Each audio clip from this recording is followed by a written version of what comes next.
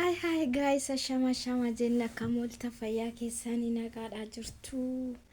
Bakka jirtan hundatti nageenya waaqayyoo isiniif haa baay'atu jecha. Akkam jirtume? Akkamiyyoo nageessanii hundi keessanuu warreen chaanaalii kana hordoftan marti keessanuu nagumaa miti. Ani nagaa kiyya galata waaqayyoo. Akkami jiruu fi jireenyi hojiin haalli qilleensaa akkamii? Warroonni chaanaalii kana hordoftan immoo adaraa keessan like, share, subscribe gochuun dagatina. Wal guddifna saba kiyya.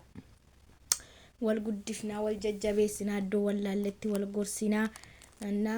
Warri immoo like gochuu sin dagatina, subscribe gootanii bira darbuu sin dagatina. Maaliif akkasitti malee wal guddisuun hin ta'u jechuudha. Kanaafuu immoo akkamii waa tokko sin jechuu barbaade. Innis maal inni jettan waa'ee mana ijaarrachuu jechuudha. Mana ijaarrachuu nasin jedhu waa'ee tidaarii. Waa'ee tidaariitti galuun dura maaltu nu barbaachisaa, maal gochuu qabna waa'ee jedhu wayiiti. Innis maal inni yoo jettan namni tokko tidaariitti galuun dura maal hoon godhen tidaarii koo jabeessee, tidaarii koo qabee, mana koo boru tidaarii koo hamma dhumaatti jabeessee dhaabee qabaa. Firiitti argadhaa, haadha manaa abbaa manaa koo akkamittiin qabaa, haadha manaa koo akkamittiin qaba jennee tidaariitti ta'uun galiin dura waan hunda karoorsuu qabnaa jechuudha. Namni tokko namni tokko tidaariitti galuudhaaf tidaariitti dhandhee yoo galle tidaariin itti galuun nama dhibu garuu keessaa bahuun nama rakkisaa jechuudha.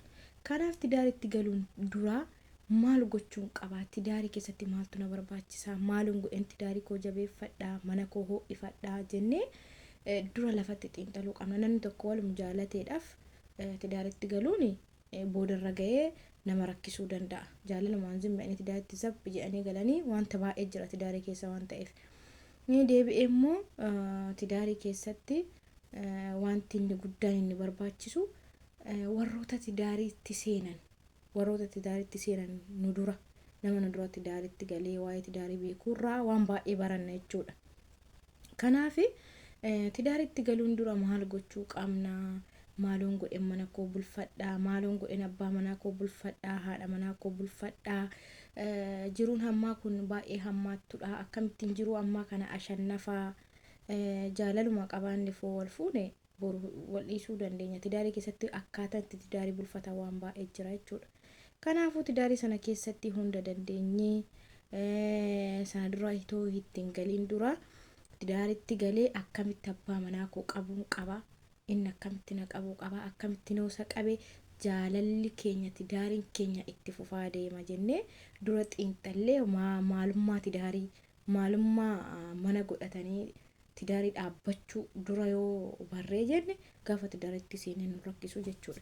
Kanaafuyyuu asirratti namni tokko nama biraa namni abbaan ta'e hiriyaan koo tokko heerumteedhaaf hiriyaa koo sana ilaalee heerumuun qabu waan maaliif wanta na barbaachisu dura maalan godha, tidaariitti galee tidaarii keessatti maal obsuun qaba, maal danda'uun qaba, maal bira darbuun qaba, maal gochuun qaba, kana hunda jennee yaaduu qabna. Abbaan manaa tokko tidaariitti gaafa galee waan baay'ee barbaachisaa.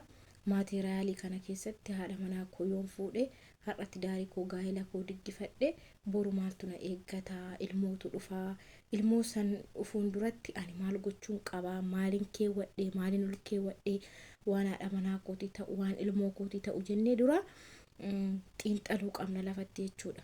Tidaariin hin ulfaata. Tidaariin akkuma qalliitti galanii keessaa bahanii miti. Tidaariin wal chaalanii wal danda'anii wal bira darbanii innaa tokko waan tokko jedhee tokko dhaggeeffatee fi waan waliin jedhan walii galanii waan hin hojjenne waliin taa'anii wal gorsanii xiinxalanii lakkii situ beekaa, lakkii anatu beekaa miti tidaarii keessatti galanii kan gochuun godhamu jechuudha.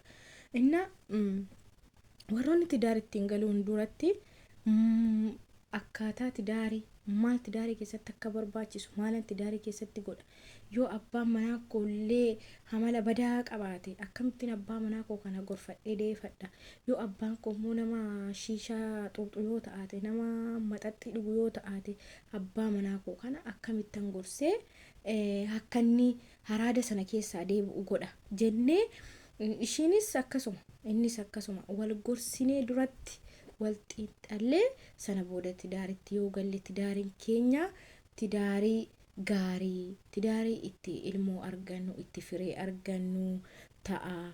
Kanaafiyyuu tidaari'umatti heekelee tidaaritti galeef tidaaritti galuun in ulfaata. Tidaaritti galan ituun hin galin duratti maaltu narraa barbaachisa? Amala gadheellee yoon qabe amala gadhaa sanallee amala ga'aataa sana ofirraa qabu akkamittiin amala sana ofirraa balleessuu danda'a? Gocha hin taanillee gocha taa'ee yoon qabadhe akkamittiin gocha kana dhiisuu qaba iddan tidaaritti seenee? Namni itoo tidaaritti hin galin amala adda addaa qabaachuu danda'a. Inni dhiiraallee qumaara taphachuu danda'a, shiishaa xuuxuu danda'a, maxaxii dhuguu danda'a. Ishiin dubartiillee akkasuma amala garaagaraati jechuudha. Kanaafuu amala sanarraan itoo tidaaritti hin galin amala sanarraa of gatuun qaba jechuudha. Har'a tidaarii nuti mana keessatti hilmoomne gaafa jenne yoo nuti jaalaluma nuti abbaa manaa keenya faana waliif dabarsaa deemnu ilmoon keenya illee nurraa baratte jechuudha. Ilmoon keenya jaalala sana yoo nuti yeroo mara ganamaaf galgala wal caqacannee ganamaaf galgala wal lolleenne daa'imni ilmaan beektu jedhu malee daa'imni xiqqootti hin beektu jechuudha. Kanaafiyyuu daa'ima keenya biratti maal gochuu qabna? Maal nuti waan gaarii mul'isne daa'imni keenya boru nurraa tamaarti, barumsa nurraa argatti jennee teenyee xiinxalleen duratti maaliif sammuu daa'ima keenyaa eeguudhaaf jechuudha. Daa'imni waan nuti goonu boru godhaa deemti, waan abbaa faati gootu daa'imni goote jechuudha. Kanaafiyyuu tidaarii toon galiin duratti taa'issanii kan jaalattan jaalallee keessa faana wal gorsitanii tidaaritti gallee hunda rakkinas danda'u innaa dhabdanis innaa beeloftanis dandeessanii wal caaltanii jiraachuu kana tidaariin namni itti galeef tidaaritti galuu too hin taane hunda danda'a. Maaliif tidaariin waan hunda manni guddaan kun manni ijaaramee jiru kun wanta baay'ee dhoksee jira jechuudha. Wanta baay'ee mana keessatti waan baay'ee dhoskeedha manni ijaaramee jiru. Tidaarii jechuun akka mana kana ijaarameeti jechuudha. Kanaaf tidaarii ofii hunduma taa'anii waltisa kottaa ilaa wanta akkana ogoon akkana taanaa yoo akkana hojjannetti akkana jijjiirama finnaa jettanii teessanii wal gorsitanii sana booda tidaaritti galtuu. Jaalaluma namni wal fuudhaaf wal fuuchuun kun gaarii miti.